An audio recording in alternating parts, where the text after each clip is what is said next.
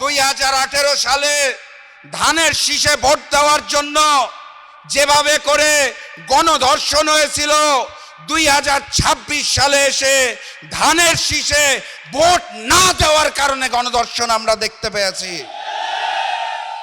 মজলুম যখন জালিম হয়ে যায় তখন আল্লাহর আরশ কেঁপে ওঠে।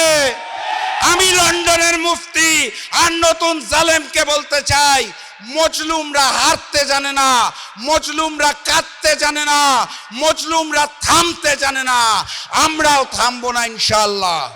বিজয়ের পথে যাত্রা শুরু, জীবন অথবা মৃত্যু। আসসালামু আলাইকুম। এই পর্যায়ে বক্তব্য রাখছেন আমার বাংলাদেশ পার্টি চেয়ারম্যান মুজিবুর রহমান মঞ্জু, জননেতা মুজিবুর রহমান মঞ্জু। বিসমিল্লাহির রহমানির রহিম। প্রিয় বন্ধুগণ, আমরা আজকে এখানে কেন প্রতিবাদ করছি এটা আপনারা জানেন। যে নির্বাচনটা হয়েছে, আমরা প্রত্যাশা করেছিলাম একটা সুষ্ঠু নির্বাচনের মাধ্যমে বাংলাদেশ নতুন একটা অধ্যায়ে প্রবেশ করবে। এই কিছুক্ষণ আগে টিআইবি একটা রিপোর্ট দিয়েছে, আমরা বললে কেউ বিশ্বাস করতো না। টিআইবির রিপোর্ট এটা স্পষ্ট করে বলে দিয়েছে প্রত্যেকটি স্তরে এই নির্বাচনকে ম্যানিপুলেশন করা হয়েছে।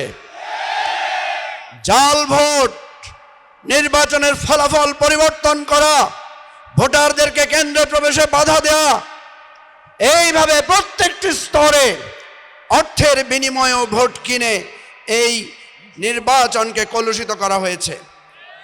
কি দরকার ছিল? কি দরকার ছিল? জনগণের রায় যদি আপনাদের পক্ষে থাকে হয়তো আপনারা কিছু সিট কম পেতেন, কিন্তু এত অধৈর্য হয়ে গেলেন।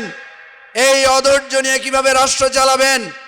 আপনাদের যেই কলঙ্ক তিলক কপালে লেগেছে, এটা দূর করার জন্য অবিলম্বে ব্যবস্থা নেন, তদন্ত করেন।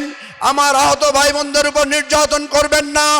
রক্তের বদলা নিয়ে আমরা জানি, আমাদেরকে আবার রাজপথে টেনে আনবেন না। লড়াই করতে হলে আমরা আবার লড়াই করে গণতন্ত্র ফিরিয়ে আনবো ইনশাআল্লাহ। খোদা হাফেজ। বাংলাদেশ জিন্দাবাদ।